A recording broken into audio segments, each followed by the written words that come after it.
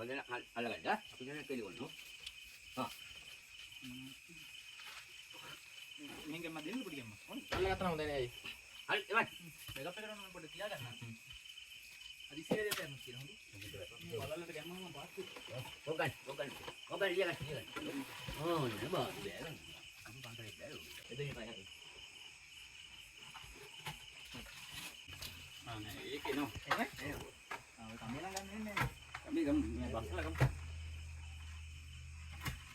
සංග්‍රහ.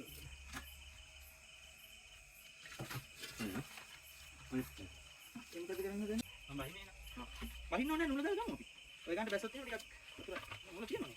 ඒලා ගමු.